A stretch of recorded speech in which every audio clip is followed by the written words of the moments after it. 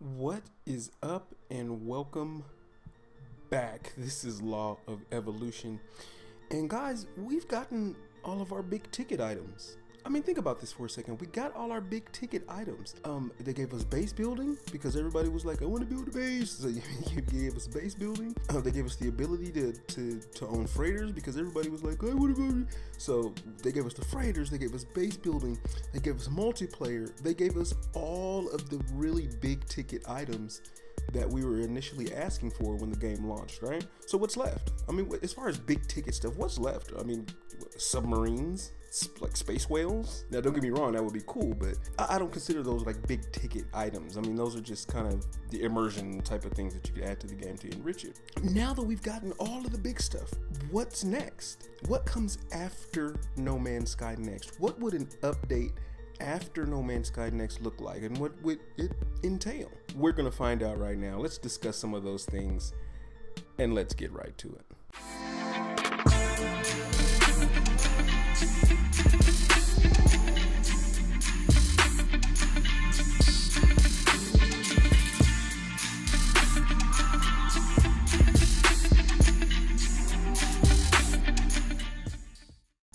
So, what is Hello Games' version of a Rayrod immersion update?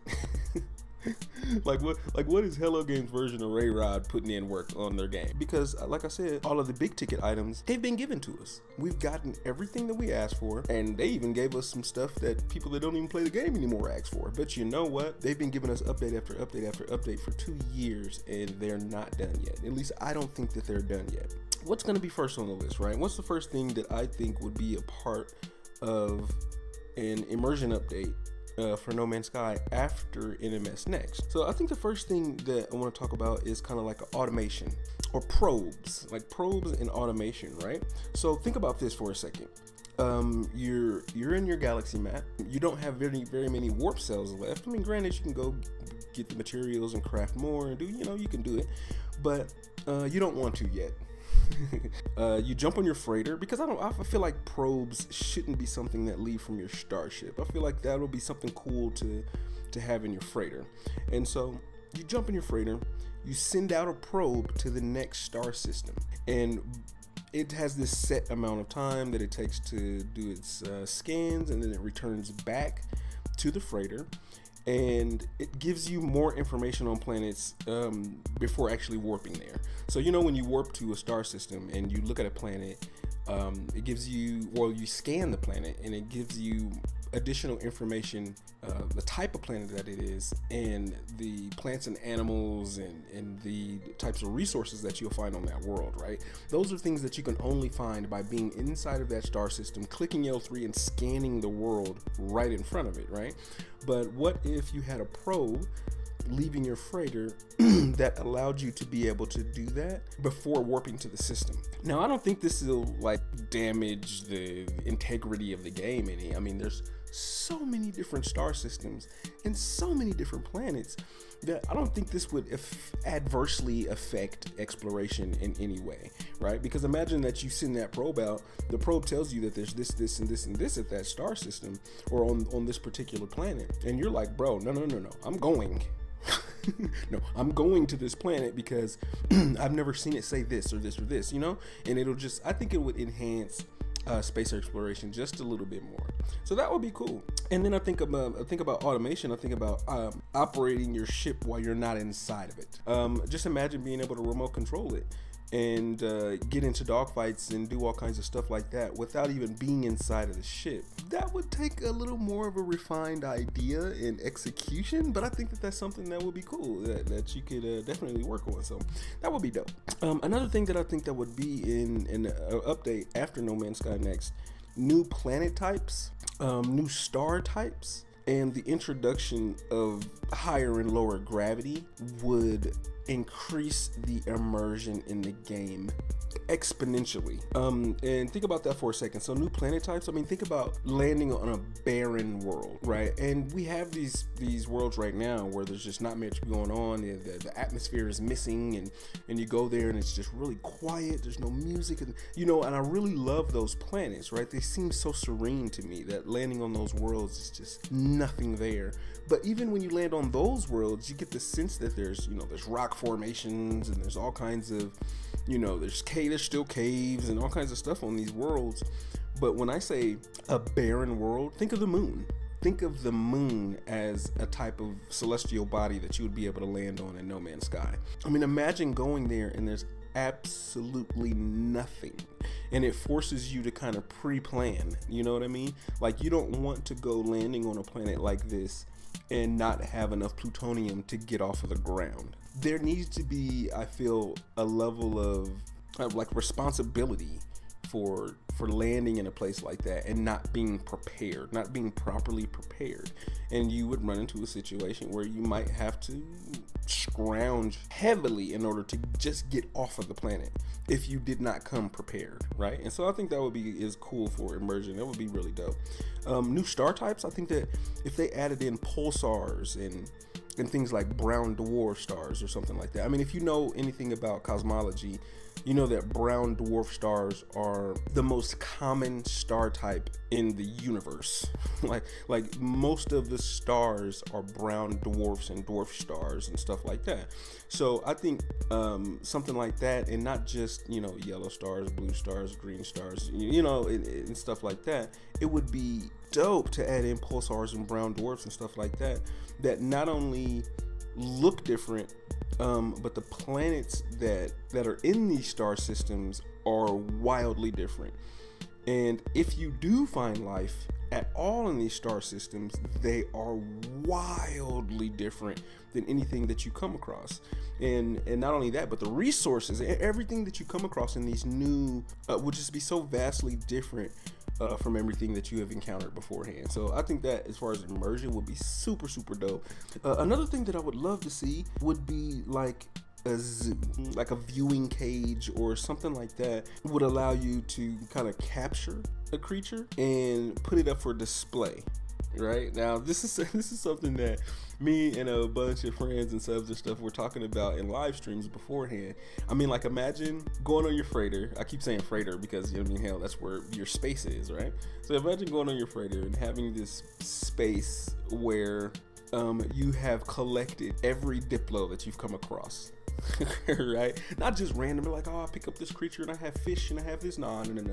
Like, I want the Diplo. So now you're a Diplo hunter, and now you go out and every single one that you find, every Diplo that you find, you have to attempt to capture it. And there should be some sort of capture system, right? That makes it not easy to just walk up to it, get it, and walk away, right?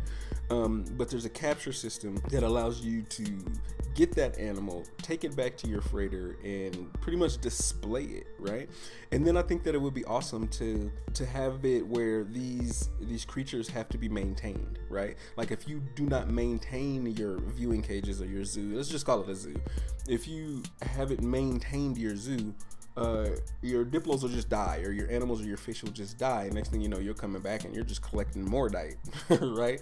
But I think that would be so dope to be able to be a Diplo hunter and to go out and just capture all these different styles of Diplo, and that would be just ridiculously dope. Another one of the things that will be super, super, super, super sweet, really enhanced combat. They tweak it all the time. They do this, they do that, they add this, they take away that. But I think enhanced combat in the way that I'm about to discuss would be very immersive. So think about this for a second. You have let's call it subsystem targeting. Imagine that you're in your hauler, right? You're not in a fighter. You're in a hauler, and you've been doing some farming, and you've got a crap ton of like living glass or something like that in your hauler, and you need to take this because you've already burnt out the amount of times that you can sell it in this star system. So now you need to warp to a star system next door or a few systems away, And as you do that, as soon as you warp into the star system, and this happens, right? As soon as you warp into the star system, somebody wants to attack you. They don't give you any time whatsoever. It's like you warp in, they're ready to attack. But you're in a hauler, right? You don't have very good weapon systems. You have decent shields, but you don't have good weapon systems. These pirates, they come to attack you with subsystem targeting. You're able to bring them down to your level. They fly by and they're zipping around you and they're shooting you, and you don't even have a proper turn radius to like really get at them. So with subsystem targeting, maybe you'll be able to target their engines in specific. Once damaged, you can slow them down, right? And so that puts you on a little bit of an even playing field. You might be able to target not only their engines, but you can target their weapon systems. They might be super mobile, but they're not able to cause as much damage to you.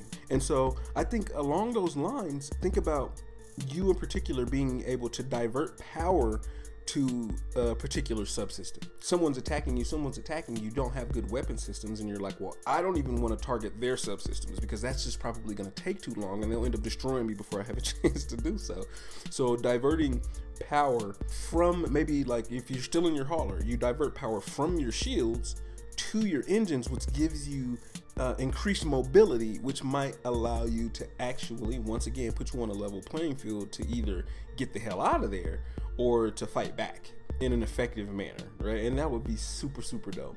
And imagine also with enhanced combat that you would be able to have different new weapon systems introduced, like an electromagnetic pulse, an EMP. And the EMP, especially with multiplayer being added, I think an EMP system would be a good way to combat human players trying to attack you, right? So you drop an EMP and it turns off their HUD. So they no longer have indicator on screen that you're above them or below them or to their left or to their right, right? You hit them with the EMP, it blinds them to a point where now they're just kind of looking out into space trying to see where they're being shot from without having those on-screen prompts telling them where you are, right? And so the EMP it'll hit them, it might knock out their weapon systems, it might knock out their engines, it might knock off their shields, it might do something that impairs them in a way that multiplayer doesn't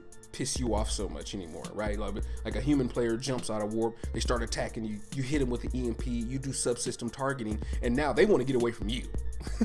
Now they're like, okay, this didn't go the way that I had planned. Let's get the hell out of here and reassess the situation. So it just gives you additional tools to kind of combat these aggressive multiplayer people. That guy, it gives you a way to target that guy and to make him rethink coming at you, and I think that would be super dope, right? So those are just a few things. Like, actually, here's a couple let's some honorable mentions. So let's give you a couple honorable mentions, because this is stuff that I've been thinking about for a little while. Think about, for a system like blueprints, right? Think about blueprints and being able to create your base, or to be able to create your ship offline and actually load it into the game, right? Now, this is something, to be fair, I think this was something that Space Engineers that does this, or that they were thinking about doing it, and it's something that I heard not too long ago, but I can't remember if it was Space Engineers or some other game. But this is something that'll probably only be on PC. Like, I don't foresee there being like blueprints and importable blueprints or something like that on PS4. It just doesn't seem like it would be possible. But on the PC side, that would be something that would be ridiculous. Being able to craft your entire base and then going into the game, and then all that you would have to do in game is make sure that you had the right amount of materials, and then boom, you could just place that base, place that starship, and be good to go. Another thing would be like homeworlds. And I think this is something that's been discussed before, like Gek, Vy'keen, Gek First Spawn, Gek Homeworld. You being told, or you finding out that the Gek homeworld is in the 116th galaxy. That this Gek homeworld is so far away that you would almost need a new technology to get there faster, because 117 galaxies, that's a lot of playtime just trying to get in, get to the center, warp through, get in, get to the center, warp through, in every galaxy, every galaxy, every galaxy. And people have refined that process, right, where it's not going to take an exorbitant amount of time. But for the average player, you're not even going to make it to that. You're not going to make it to galaxy 117. So you would need new technology that would make moving those distances a lot easier. So think about maybe like the warp cells that we use right now. Maybe we have a dark energy warp cell. It's like an enhanced warp cell that allows you to move 5 or 10 times the distance that a standard warp cell would allow you to do. And it would require a lot of materials to craft, but let's just say it would not be easy to craft, but the payout, right? The payout would be ridiculously good, 5 or 10 times the warp distance. And that would be cool. That would definitely be cool. It would warp you. Imagine putting that dark energy warp cell into your freighter, which already warps, I don't know, twice the distance of your starship or something like that. So you could really, really, really go on some deep expeditions into all of these galaxies by just enhancing the way that we move around. But that's it. That was just a couple things that I just wanted to talk about and touch on, and just maybe after No Man's Sky Next, we would be able to see some, a little bit of Rayrod love inside of these immersion updates for Hello Games. But that's it. That's all I got for you guys. Let me know in the comment section any possible features that will come after next, right? We've got our big ticket items. We got everything. What now? Right? So hit me in the comment section. Let me know what you think. What kind of features would you like to see? Don't forget to like the video and subscribe if this is your first time here. And I will catch you guys on the next one.